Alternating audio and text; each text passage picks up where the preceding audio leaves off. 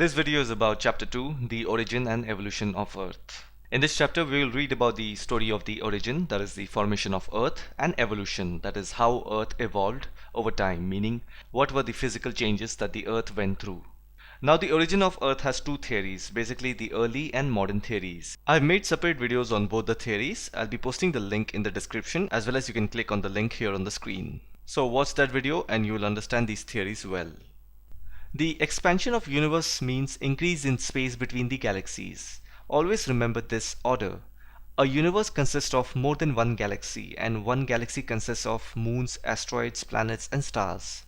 So the solar system that we are part of is one galaxy. Like that, there are many other galaxies. And the name of a galaxy is Milky Way. Though we know there are many other galaxies, but we do not know whether there is another universe. So the scientific community only believes in the theory that the universe is expanding.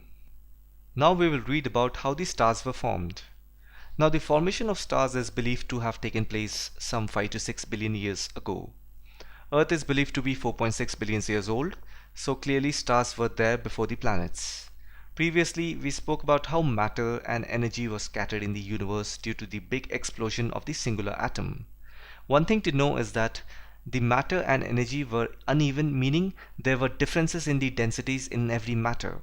Because of that, there was attraction between these matters, and that's how hydrogen and helium atoms were formed. Basically, hydrogen and helium are a gas. Like this, there are many tiny groups of hydrogen and helium gases constantly colliding with each other and producing energy. This process is also called as fusion reaction, where two light nuclei combine together, releasing vast amount of energy. And this energy gave rise to formation of stars. Let's quickly understand how to measure a light year. Again, I've made a separate video on this topic as well. The link is there in the description. You can also click on the annotation on the screen, so follow the link and watch the video. Now we are going to talk about the formation of planets. Now there are again some stages in the development of planets as well, so let's go through them. So just moments back, we have read that stars are localized lump of gases. Now the gravitational force within those lump leads to the formation of a core, to the gas cloud, and a huge rotating disk of gas and dust envelopes around the gas core. So let me just show it to you with the help of an illustration, because it's very difficult to make you understand with words. So a good example to illustrate this is, take a bucket of water, a little water, not much, and put some sand in it. Now spin the water in that bucket in a circular fashion. Soon you will notice that all the mud particle that you had poured, it will come in the center and gather. So that's how it forms a core. And the same thing happens in these gas clouds inside a star. And then after a long time, layers of layers starts forming, and that's how a rotating disk of gas is formed. And then in the next stage, the gas cloud starts getting condensed, meaning it gets very concentrated. And due to this phenomena, the matters that are around the core develops into small rounded objects. Then again, after time, what happens, these small objects, by the process of cohesion, meaning they form group sort of a thing, and develops into what is called planetesimals. So you see, most of the things happen because of collision and gravitational attraction. Because of these phenomena, the materials stick together, and that's what makes these large number of small bodies. Now in the final stage, these large number of small bodies, they accrete to form a few larger bodies. So the meaning of accrete is forming layer after layer. So these smaller bodies that were formed due to collision and gravitational attraction, with time what happens is several layers are formed on it. As a result, from a small body, it becomes a large body. And that's how planets are formed. I hope you understood somewhat how the planets are formed. If at all you did not follow up, I recommend that you go back a little bit and watch it again, because it can get difficult to explain by using these words that are given in the book. So I'm trying my best to use illustrations and examples and, refining the words into simpler terms. So just go back a little bit and watch it again, and I'm sure you'll get it. Now we're going to read about our solar system. So here it says our solar system consists of 9 planets. Now this is a fairly old book. So as of now, there are 8 planets in the solar system. So that means Pluto is no longer a planet. And the reason behind that is because it has been classified as dwarf. So the meaning of dwarf planet is, it is a round mass of metal and rock or gas moving around the sun that is not large enough to be considered as a planet. Okay, some of the dwarf planets in our solar system includes Pluto, then we have Ceres and Eris. So as I've told you before that everything right from planets and stars and everything has been formed out of this cloud called nebula. So the core formation of this nebula started somewhat around 5 to 5.6 billion years ago, and the planets were formed about 4.6 billion years ago. So clearly it means that stars were there before planets. Now don't forget this, just remember this. Our solar system consists of Sun, that is the star, Sun is a star basically, and then we have 8 planets, then 63 moons, then millions of smaller bodies like asteroids and comets, and huge quantity of dust, grains and gases. And if you see, it is because of these two last terms, that is dust, grains and gases, there are new stars and planets that are coming up. So there's always a new discovery by NASA about all these planets and stars. So out of the 8 planets, Mercury, Venus, Earth and Mars are called as the inner planet. So if you look at the solar system, after Mars, the Jupiter planet comes, and in between Mars and Jupiter there is a big asteroid belt. So those planets which are out of asteroid belt, including Jupiter, they are known as outer planets, and those which are inside, they are called inner planets. So these planets which are inside the asteroid belt, they are called as terrestrial planets, meaning they have Earth-like similarities. In other words, they consist of rock and metals. And the planets that are outside the asteroid belt, they are called Jovian or gas giant planets. So basically they are like Jupiter, and they are huge planets, but they have very thick atmosphere, mostly of helium and hydrogen. And this is another cool fact. All the planets were formed in the same period, sometime about 4.6 billion years ago. So when we hear something like this, that all the planets were formed in the same period, it clearly proves the fact that whatever phenomena that caused these planets to exist is actually true, which is the Big Bang theory, the universe being expanding Wala theory. Because just for argument's sake, had it been the fact that all the planets came into existence at their own time, then it would be difficult to argue that what actually happened, because there's going to be very different kind of data. Something happened because of something else, and then something happened because of something else. If everything happens because of one reason, then it is easier to study and understand. I hope you're getting what I'm trying to say. Now let's try to understand what is the difference between terrestrial and Jovian planets. So let me quickly tell you this. Terrestrial planets are those planets which are in between the Sun and the asteroid belt.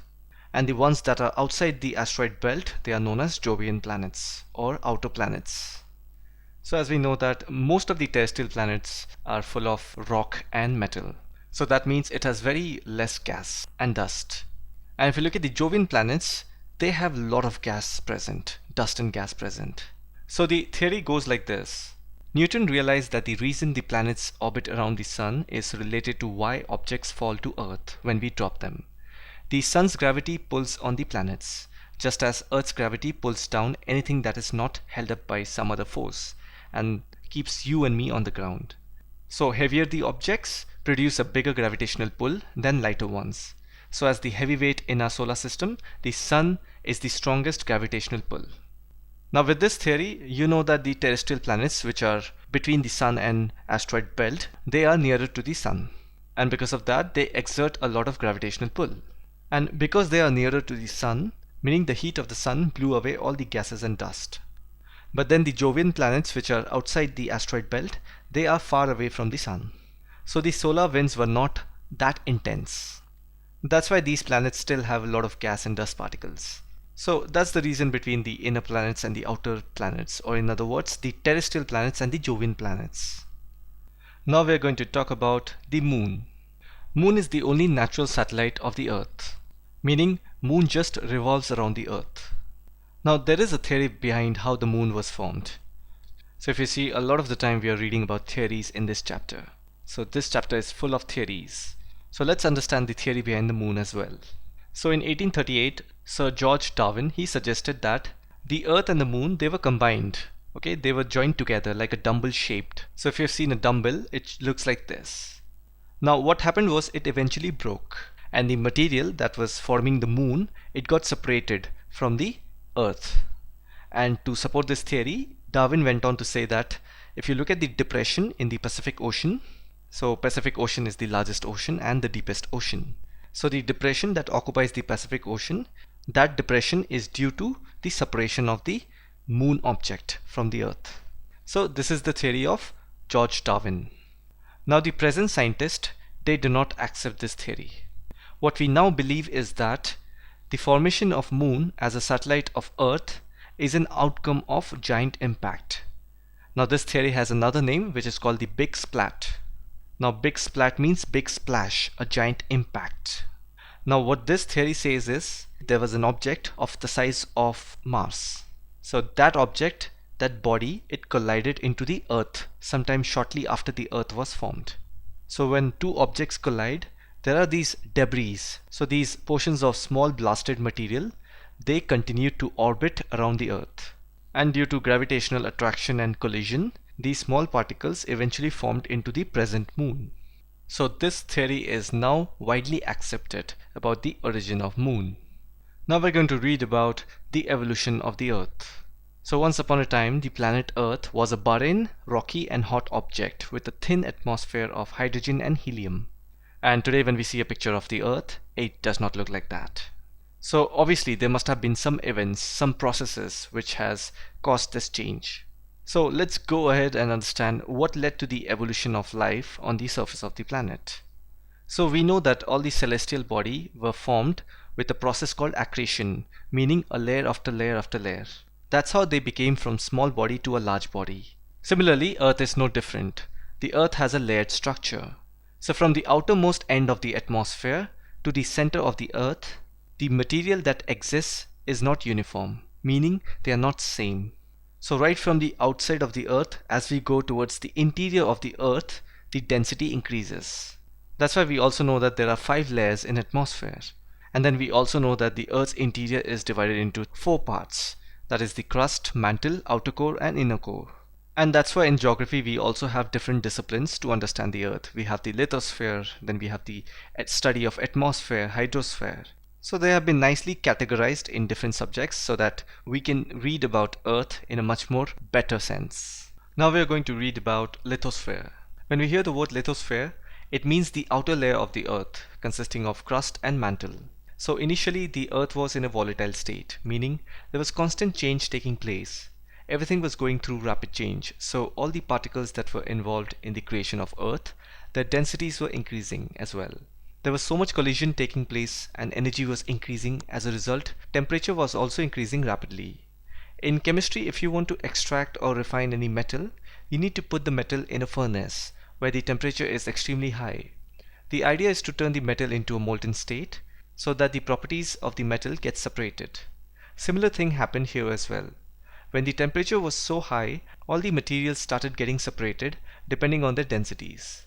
Heavy materials like iron started sinking towards the center of the Earth, forming the core, and the lighter ones moved towards the surface. With time, the temperature cooled, and the outer layer in the form of a crust was formed. And then there was another big impact, that is the creation of moon, which we also call the giant impact. Even that further heated the Earth, and that's how materials got separated into different layers. We know Earth has 4 layers like the crust, mantle, outer core and inner core. Always remember, from the crust to the core, the density of the material increases. In the coming chapters, we will discuss about the properties of each of the Earth's layer. Now we are going to read about the evolution of atmosphere and hydrosphere. So in the Earth's atmosphere, you will mostly find nitrogen and oxygen. Nitrogen consists of some 78% of the entire air and 20% or 21% is oxygen. There is a separate chapter, that is chapter 8, which deals with the composition and structure of Earth's atmosphere. So we will read in depth about all these things in that chapter. So there are 3 stages in the evolution of the present atmosphere. It is because of these 3 stages the present atmosphere came into being. So in the primordial atmosphere, the Sun and its planets formed about 5 billion years ago, where there was an explosion of a supernova, which is a big star. So that before bursting had generated heavy elements starting from hydrogen and helium. So that was the first stage of the present atmosphere. I mean to say, atmosphere initially looked like that. And then comes the second stage. We have read that the Earth was a very volatile object. there were constant changes, rapid development was going on. And the temperature was so high that the interior of the earth was super hot. So when an object is super hot, it will emit heat, which is also called as thermal radiation. So we have to say that these thermal radiation, they will also contribute to the evolution of the atmosphere. So every single aspect together contributed towards present atmosphere. That's why we have to count every single thing. And now comes the final stage, that is the third stage. Today, when human beings and living organisms came into existence in this world, there was a process called photosynthesis. So photosynthesis is a chemical process through which plants, some bacteria and algae produce glucose and oxygen from carbon dioxide and water, using only light as a source of energy. Before even humans arrived on this planet, there were trees, plants and all sorts of grasses and etc. So we can say that the process of photosynthesis has already begun before the humans arrived.